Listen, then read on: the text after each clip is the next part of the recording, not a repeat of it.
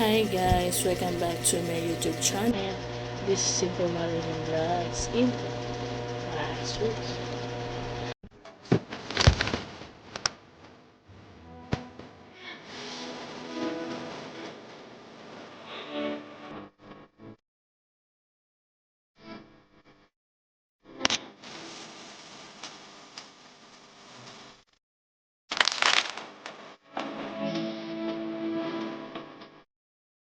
Hi guys, for today's video, ngayon guys is magpahinga lang ako sandali and then maliligo na ako kasi mahirap yung galing ka sa pagod is maliligo ka na. Dapat naligo muna ako bago ako maglaba.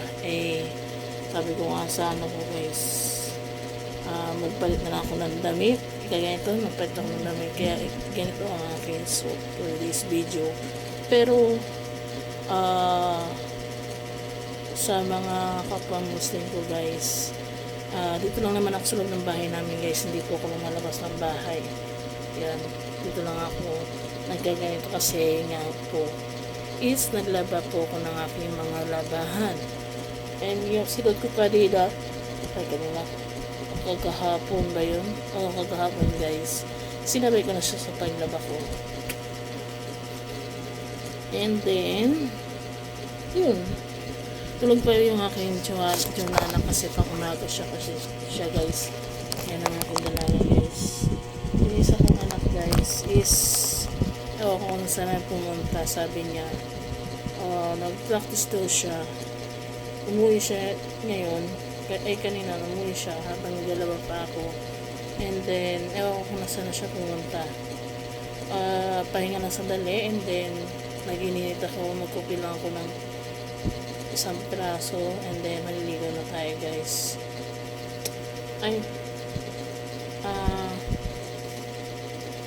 Habang nagtitimpla ako ng pagkatas ko magtimpla ng coffee guys is diretso na ako, maliligo na ako para yun, kasi ang oras namin is alas 4 na ng hapon. Yun, and then pupunta na kami dun sa tatay ng aking anakis. Yan.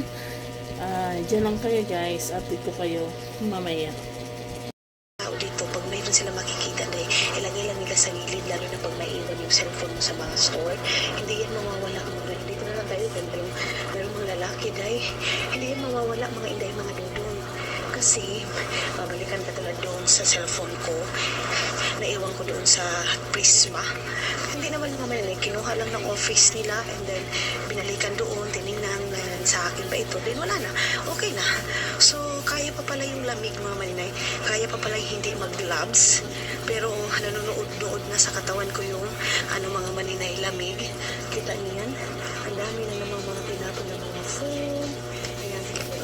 Kung din ito sa akin sa Pilipinas mga maninay, kukunin ko ito kasi sayang, may bag, may ganito, ayan, makikinabangan pa yun sa kwarto kung may food, ganyan mga dudong. So tinapon na lang nila dyan. Ako maninay, pag kukunin ko din yan, masusuko man si Dudong, sasabihin, sa ako naman po na nimo, di man na ito na magamit diriya. Ako gihapon dahil pura guot naman ako ang mga pang winter mga maninay. So kailangan talaga akong mag-loss weight mga maninay, kay yung mga jacket ko, yung mga gamit ko is mo lahat mga maninay. Ngayon dahil ambot kung saan ay size na ko mga maninay, kay murag ni dako mangyod kong pinalapat mga inday mga dudong. So ito yung nami-miss ko sa isa sa Finland mga maninay, to tell you honest. Ito yung isa na may missan ko kasi yung pag-walking, yung mga ganyan mga maninay. Sa Pilipinas hindi tayo makapag-walking kasi nasa sobrang init mga maninay.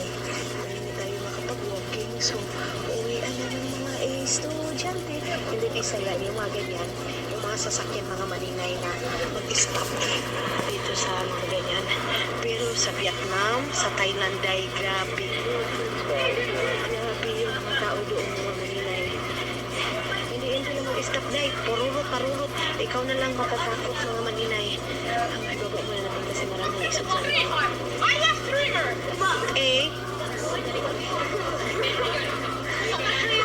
Mga maninay po, streamer ba daw ako? Sabi ko hindi. Streamer.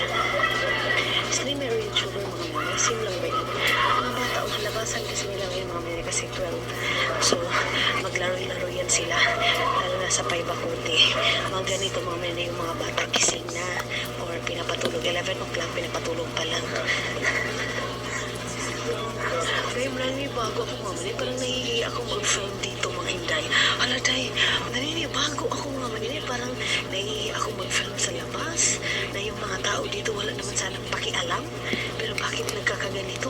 Ang daming vibe dito dahil. Ang daming vibe dito mga manay. Okay, Madam Tots. Ito na, inumpisahan ko na yung walking. Kasi sabi niya, iyan ka na naman. Mag-walking ka na naman ng ilang kilometro. Yun na. Ito yung sabi ko, pagdating ko ng Finland, uumpisahan ko ng walking. Hala, day. Sinarado man nila dito. Naka-close dito mga Manilay. Patay. Di ba nadadaagoy? Kalayo na yun ang aking kuanin. Uy, hala. Ang layo na ng aking ikutin.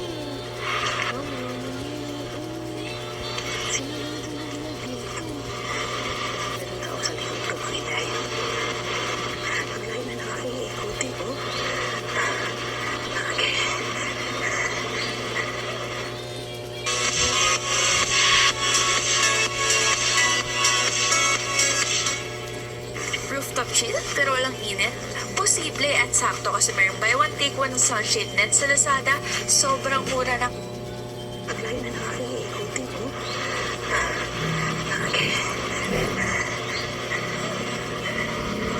So, ganyan dahil parang siyang kuha doon sa ating mga maninay. Ang ganyan suotan parang model sa ating mga maninay. Ito, anahan to parintahan nila ng mga bike. Mga maninay. Grabe. Close na nila dito. Ito yung sa library dito sa Vanta. Malaking library dito sa Vanta. Yan, nakapasok na ako dyan. Meron akong card dyan mga maninay. Kasi pag student ka dito sa Finland, minsan tinatry ng mga teacher, pumunta ka ng tinitrain kanila, tinitrain kanila mga maninay. Punta ka ng library and kumuha ka ng card. Pwede kang manghiram dyan mga maninay. 1 week mong hihiramin yung card. Libro. So, pinaano kami ng teacher namin, yun yung task sa amin nung pa ako mga maninay. Level 1, level 2. Mga maninay kasi dito by level 1, level 2, level 3, ganyan mga maninay. So, level 1 or level 2, pina-practice nilang pumunta ng library. Tapos, basta, kailangan mga maninay, yung parang mga bata dito na train nila. Hi guys! For today's video, ang oras natin is 8:46 na ng gabi. Ang ulam namin guys is Lucky Meal Dip. Yan guys, dalawa siya guys, and then Youngstown na pula guys.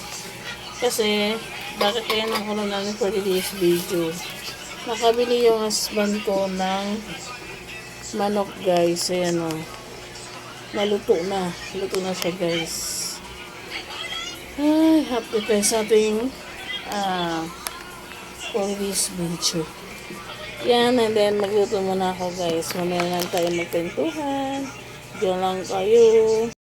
Hi guys! Update for the luto time.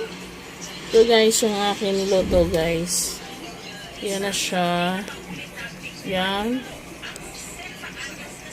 Yan. Pakuloyin ko lang siya guys. Hinalo ko na yung guys. Ang ginawa ko dyan guys is nilagyan ko ng una mantika, sunod bawang and sibuyas, and then sunod yung Youngstown na pula, and then sunod na guys yan, hinalo-halo ko muna siya guys para yung Youngstown na pula maluto naman siya kahit 5 minutes or 10 minutes. And then sunod na guys, nilagyan ko muna siya ng konting bechin and then konting asin, and then nilagyan pagka yun guys,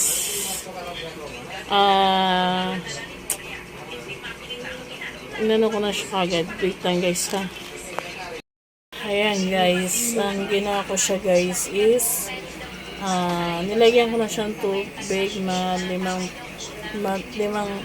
takal na tubig na gamit yung lata ng Youngstown. And then, pinakulo ko na siya. And then, pagkakulo niya, sinunod ko na guys yung Lucky Me beef. Ayan, dalawa siya guys. And then, nilagay ko na rin yung honey. Hintay ko na lang ulit kumulo yung aking niluluto na Lucky Me with Youngstown na sardinas. Yan. Yeah. And then, update ko kayo mamaya guys, ha? Di na ako mag-music kasi nakaka-copyright yung aking video. Kahit hindi naman siya copyright. Nakaka-copyright talaga siya guys. Yan, dyan lang kayo. Samahan niyo na ako guys. Sige na. Thank you. Ayan guys, tapos na akong magluto ng Lucky Me with Youngstown. Yan, nakaluto na ako guys. Ayan, and then siguro hanggang dito na yung aking vlog. Ingat kayo palagi and always guide you and God bless you. Bye. Thank you for watching.